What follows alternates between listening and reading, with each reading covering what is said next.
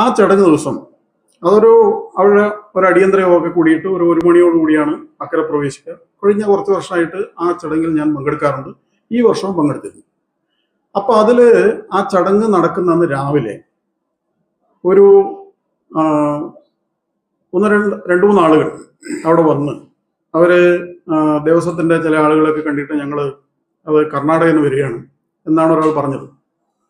അതേ അവിടെ കർണാടകയിലുള്ള ഏതൊരു മിനിമം വേജസ് ബോർഡിന്റെ ചെയർമാനാണ് എന്നൊക്കെ പറഞ്ഞ് അദ്ദേഹത്തിന്റെ ഒരു തറവാട് കൂത്തുപറമ്പ് കോട്ടയം കോയിൽ എന്ന് പറഞ്ഞ സ്ഥലത്തുണ്ട്. അവിടെ പൊന്നമ്പലത്ത് പാറപ്പുറം എന്ന് പറഞ്ഞൊരു ചടങ്ങ് ഒരു തറവാടുണ്ട്.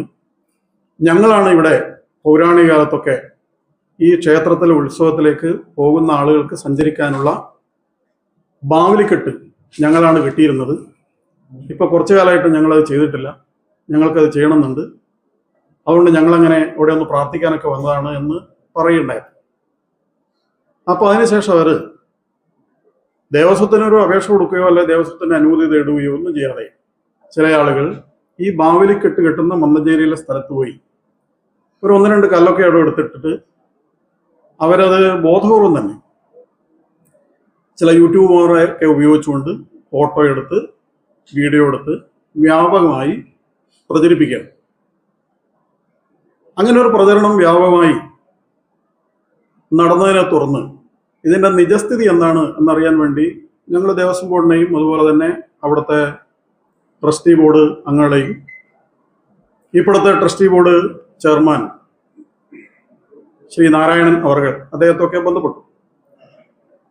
അപ്പൊ അവരിൽ നിന്ന് മനസ്സിലാക്കാൻ സാധിച്ചത് ഇങ്ങനൊരു ചടങ്ങ് ഒരു കാലത്തും ഇവിടെ നടന്നിട്ടില്ല.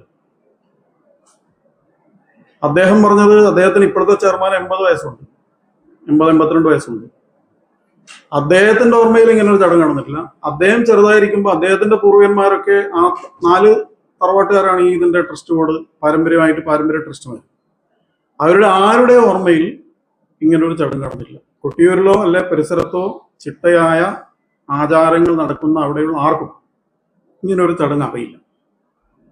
അപ്പൊ അതുകൊണ്ട് ഇത് ആർക്കും അറിയാത്ത ഈ ഒരു കാര്യം പെട്ടെന്ന് കുറച്ച് ആളുകൾ വന്ന് അങ്ങനെ ചെയ്യുന്നു എന്ന് പറയുമ്പോൾ അത് നിഷ്കളങ്കമോ സ്വദേശപൂർണമോ അല്ല എന്ന ഒരു അഭിപ്രായം പൊതുവെ ആളുകൾക്കിടയിലുണ്ടായി.